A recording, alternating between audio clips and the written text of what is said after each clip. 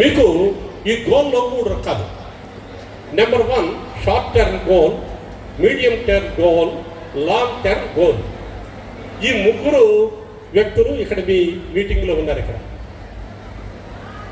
అదే short term goal రేపు పొద్దున్న మార్చి రోజు జరిగేటువంటి పరీక్షలకు అటెండ్ అయ్యేటువంటి 10th క్లాస్ విద్యార్థులు. అదేవిధంగా ఇంటర్మీడియట్ చదువుతున్నటువంటి విద్యార్థులకి ఏంటంటే మీడియం టర్మ్ గోల్. ఈ 10th అయిపోయింది, ఆ 2 సంవత్సరాలు మీడియం టర్మ్. అదే 3 సంవత్సరాల కోర్సు ఉండేటువంటి డిగ్రీ కోర్స్. అంటే ఈ 10th క్లాస్ స్టూడెంట్కి దాదాపుగా వీడికి అది 3, 2, 1, 6 సంవత్సరాల్లో వీడు అద్భుతమైనటువంటి వ్యక్తిగా తయారు కావాల్సిన ఆవశ్యకత ఉంది. నీవు 25 సంవత్సరాల లోపు ఏ విధమైనటువంటి వ్యక్తిత్వాన్ని పొందుతావో మొత్తం నీ జీవితం అంతా అదే మిత్రుడా. నువ్వు 25 సంవత్సరాల్లో నువ్వు జీవితంలో ఇబ్బంది పడతావు, లేదా ఈ 5-6 సంవత్సరాలు కష్టపడి మంచి మార్కులతో ఉత్తీర్ణత సాధిస్తే రేపు పొద్దున్న మిగిలినటువంటి జీవితం చక్కగా 75 సంవత్సరాలు హ్యాపీయెస్ట్ లైఫ్. అందుచేత మీరు ప్రతి ఒక్కరూ ఈ సమయాన్ని సద్వినియోగం చేసుకోండి. సమయం యొక్క విలువ తెలుసుకోండి. నీ లక్ష్యం ఒకటి పెట్టుకోండి. ఈ లక్ష్యం ప్రకారంగా నువ్వు ముందుకెళ్ళు, నీకేది అడ్డు రాదు. లక్ష్యం ముఖ్యం. మీకు చాలామందికి తెలుసు, మన ప్రక్కనే ఉంటారు అద్భుతమైనటువంటి వ్యక్తులు. మరి వారి నుండి మన స్ఫూర్తి పొందాలి. ఎక్కడ పశ్చిమ గోదావరి జిల్లాలో ఒక జాలరి కుటుంబం ఉంది. ఆ జాలరి కుటుంబంలో కుర్రాడు ఉన్నాడు. ఆ తండ్రి రోజు వెళ్ళి చేపలు పట్టుకుంటాడు. గణపవరం దగ్గర వారి విలేజ్. అయితే ఆ గణపవరం దగ్గర ఆ విలేజ్లో ఆ కుర్రవాడు రోజు కూడా 10th క్లాస్ చదువుకునేటప్పుడు వాగు దాటి వెళ్ళి మరి గుండుగొలను స్కూల్కి వచ్చి 10th క్లాస్ చదువుకునేవాడు. చాలామందికి తెలియదు. గుండుగొల స్కూల్లో చదువుకుంటూ ఉండగా ఇతనికి ఒక రోజున తన అక్క ప్రెగ్నెంట్ తోటి ఉంది. ప్రెగ్నెంట్ తోటి ఉంటే ఆవిడికి పెయిన్స్ వస్తున్నాయి. గబగబా తీసుకొచ్చినట్టుగా వాగు దగ్గరికి అక్కడ పడవ దాటించేటువంటి వ్యక్తి లేడు. ఈ పడవ దాటించే వ్యక్తి లేనప్పుడు ఈ అమ్మాయి మరి గర్భిణీ స్త్రీ చాలా బాధపడుతుంది. ఈ బాధపడుతూ ఏడుస్తుంది. ఈ బుడ్డోడు కూడా ఏడుస్తున్నాడు. మా అక్క ఏడుస్తుంది బాబో ఏంటిది అని. తల్లి ఏడుస్తుంది. ఈ సన్నివేశం చూశాడు. ఎలాగా ఏమి చేయలేని పరిస్థితి.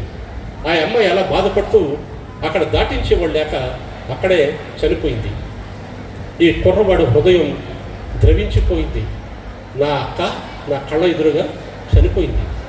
ఏంటి దీనికి కారణం ఏంటి అని అన్వేషిస్తే ఈ ఊరికి హాస్పిటల్ లేదు, ఒక స్కూలు లేదు, ప్రక్క ఊరికి వెళ్ళాలి అంటే వాగు అట్టు.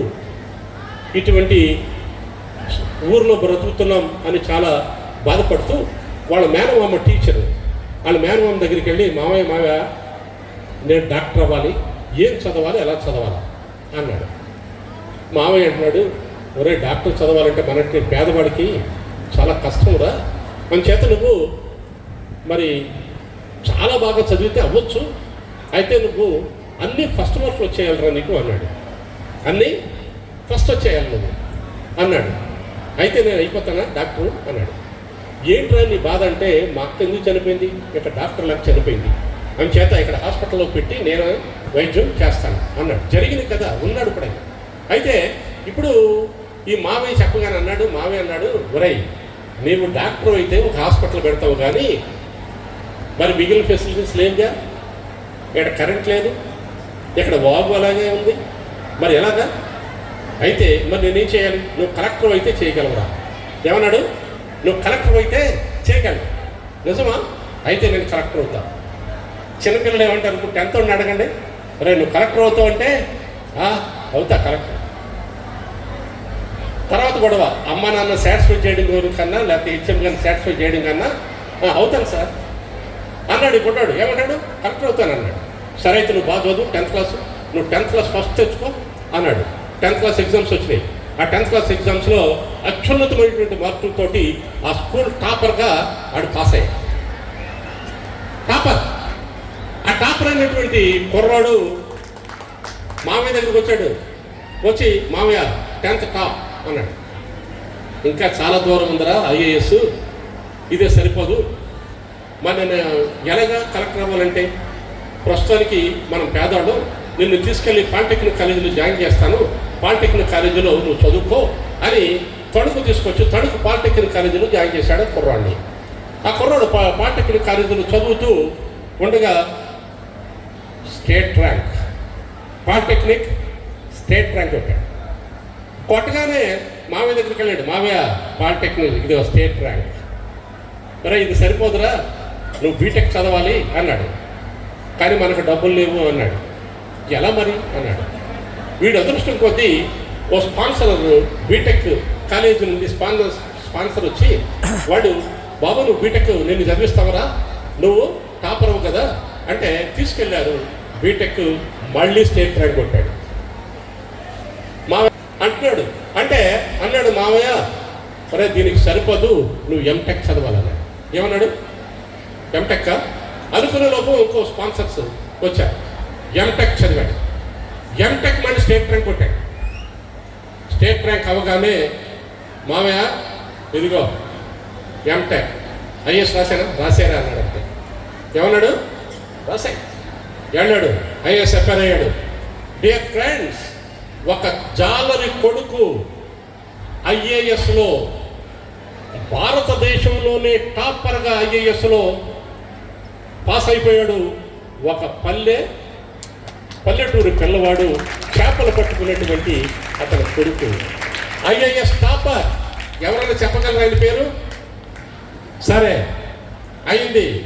ఆయన ఏంటి, ఆయన దృష్టి ఏంటి? నేను నా గ్రామానికి అద్భుతంగా చేయాలి, నా గ్రామాన్ని అద్భుతంగా చేయాలి. ఆ కలెక్టర్ని గుంటూరు జిల్లా కలెక్టర్గా వేశారు. అప్పుడు వైఎస్ రాజశేఖర రెడ్డి గారు సీఎం. ఆ రాజశేఖర రెడ్డి గారు సీఎంగా ఉండగా ఈయన వెళ్ళాడు. వెళ్ళి ఏమండి ఎవరో కలెక్టర్ గారు వచ్చారు అంటే, ఎవరు ఇలా కాదు చూసి, అయ్యో ఈయన గుంటూరు జిల్లా కలెక్టరా అని గబగబా బయటకు వచ్చి రాజశేఖర రెడ్డి, సార్ కలెక్టర్ గారు రండి. అదేంటండి మీరు ఫోన్ చేసి మాట్లాడొచ్చుగా, మీరు ఎందుకు వచ్చారు అన్నాడు రాజశేఖర రెడ్డి గారు. లేదు సార్, ఇది పర్సనల్ ఎఫ్ఐఆర్ చేత మీ దగ్గరికి నేను పర్సనల్గా వచ్చాను అన్నాడు. అయితే రండి. అప్పుడు ఈయన కూర్చోబెట్టాడు. లోపలికి రండి అన్నాడు. ఈయన కూర్చోవట్లా. కలెక్టర్ కూర్చోండి కలెక్టర్ గారు. ఎవరంటారు? సీఎం. కూర్చోండి. లేదు సార్, పెద్దవారు వయసులో, మీరు కూర్చోండి. వినయం విజయానికి నాంది. కలెక్టర్ అయినటువంటి వ్యక్తి ఏమన్నాడు? అయ్యా వయసులో నాకంటే మీరు పెద్దవారు, మీరు కూర్చోండి. ఆయన సీట్లో ఆయన కూర్చొని, చెప్పండి కలెక్టర్ గారు. ఈలోపు బెల్ కొట్టి ఒక కాఫీ తెప్పించారు. ఇద్దరు కాఫీ సిప్ చేస్తూ, చెప్పండి కలెక్టర్ గారు, ఏం మొహమాట పడకండి, మీరేమంటే చేసేస్తాను అన్నాడు. అయ్యా నాది చిన్న విజ్ఞప్తి. చిన్ననాడు జరిగినటువంటి ఇన్సిడెంట్, నా అక్క నా కళ్ళెదురుగుండా హాస్పిటల్ లేక అక్కడ మాకు వాగట్టు రావటం వల్ల మా అక్కగా అక్కడే మరణించింది అయ్యా. అని చేత దయచేసి మాకు అక్కడ బ్రిడ్జి కట్టే ఏర్పాటు చేయండి అన్న. అరే ఇది ఎంత గొప్ప పని ఏంటండి. బెల్గొట్టాడు. వచ్చాడు ఇంజనీర్, ఎస్టిమేట్ చేయండి. వెంటనే 2 minutes ఎస్టిమేషన్ తయారైపోతే, సరే 23 కోట్లు అవుతుంది, 23 కోట్లు శాంక్షన్, కట్టండి బ్రిడ్జ్ అయిపోయింది. వెళ్ళాడు. ఈ లోపు రాజశేఖర రెడ్డి గారు వెళ్ళిపోయాక వైఎస్ జగన్ గారు సీఎం అయ్యాడు. అతను తీసుకొచ్చి వెస్ట్ గోదావరి కలెక్టర్గా చేశాడు. వెస్ట్ గోదావరి కలెక్టర్గా అద్భుతంగా పనిచేస్తూ నాలాగా ఇప్పుడు వచ్చి మోటివేషన్ క్లాసెస్ చెప్తుండేవాడు. ఆ కలెక్టర్ గారు చెప్తే ఎవరు చెప్పేవాడు? ఏం కథ? ఈ కథే. తన కథనే బిడ్డలకి పాఠంగా బోధించినటువంటి అద్భుతంగా కలెక్టర్ ఆ ఊరికి రోడ్లు, education facility, schools, hospital, everything అన్నీ వచ్చేసాయి. అది ఆయన ఎవరంటే, ఆయన పేరు ఎవరైనా చెప్పగలరా? రేవు ముత్యాల రాజు గారు collector. Give a big clap to him. నీలో పట్టుదల, కృషి, శక్తి, ధైర్యం ఉంటే నిన్ను కొట్టేవాడు ఎవరు లేడండి. నీకు నీవే రాజు, ఈ సామ్రాజ్యం నాదే, ఈ ప్రపంచం అంతా ఒకటైతే నేను ఒక్కడే ఇక్కడ ఉంటే ఈ ప్రపంచాన్ని జయిస్తాను అనే ఆత్మస్థైర్యం ఇవాళ విద్యార్థుల్లో కావాలి. ఆఫ్టర్ ఏదో ఎవడో అన్నాడని, లేకపోతే మార్కులు తక్కువ వచ్చాయని, అమ్మ తిట్టిందని, సెల్ ఫోన్ కొనివ్వలేదని సూసైడ్ చేసుకోవటాలు, జీవితాన్ని పాడు చేసుకోవటాలు చేయటం కాదు. మన ప్రక్కన ఉన్నటువంటి మహోన్నత వ్యక్తుల చరిత్రలు ఒకసారి చదవండి, ఒకసారి చూడండి. ఉన్నతమైనటువంటి ఎత్తులోకి ఎదుగుతారు. మిత్రులారా, ఈ నేను ఎందుకు చెప్తున్నానంటే ఇటువంటి కథలు మనకి ఇన్స్పిరేషన్ కలిగిస్తాయి. నువ్వు బాగా చదువు అంటే కాదు. రాయ్ యారా రేపు బిడ్డని అడగండి, మీ బిడ్డని లేదా మీ తమ్ముడు, యారా నువ్వు కూడా కలెక్టర్ అవ్వచ్చు, రేవు ముచ్చలరావు గారు రాజు అయ్యారు. ఎస్, ఇది జీవితం అంటే. మిత్రులారా, మీరు ఇలాగా చెప్పుకుంటూ మహోన్నతమైనటువంటి వ్యక్తుల చరిత్రలు మన ముందున్నాయి. నేను ఇవాళ గణతంత్ర దినోత్సవం రోజున ఈ వేదిక మీద నాకు చాలా ఆనందంగా ఉంది ఈ క్లాస్ చెప్పడం. ఎందుకంటే ఈ దేశ స్వాతంత్రం కొరకు మహానుభావులు ఎంతో జీవితాలని పణంగా పెట్టినటువంటి మహోన్నత వ్యక్తులు మన ప్రక్కనున్నారు. ఎవరో కాదు, మా తండ్రి గారు శ్రీ తాడేపల్లి ముసలయ్య గారు 18 నెలలు భారతదేశ స్వాతంత్రం కొరకు కారాగార శిక్షణ అనుభవించినటువంటి వ్యక్తి. ఆయనకి రోజుకి 12 కొరడా దెబ్బలు విధించి బ్రిటిష్ వారు ఆయన్ని హింసించేవారట. ఆ చరిత్రకారుడు మా గ్రామంలో పుట్టి అక్కడ వార్డు మెంబర్ స్థాయి నుండి జిల్లా పరిషత్ చైర్మన్గా, ఎమ్మెల్సీగా, అక్కడ నుండి ఉమ్మడి ఆంధ్ర రాష్ట్రానికి పిసిసి ప్రెసిడెంట్గా, తాడేపల్లిగూడెం మార్కెటింగ్ కమిటీ చైర్మన్గా, వెస్ట్ గోదావరి జిల్లా మరి చైర్మన్గా, పరిషత్ చైర్మన్గా ఆయన చేసినటువంటి ఘనత. నేను అన్నింటికంటే గర్వంగా చెప్పుకునేది ఒక స్వతంత్ర సమర యోధుడిగా నేను ఎప్పుడు గర్వంగా చెప్పుకుంటాను.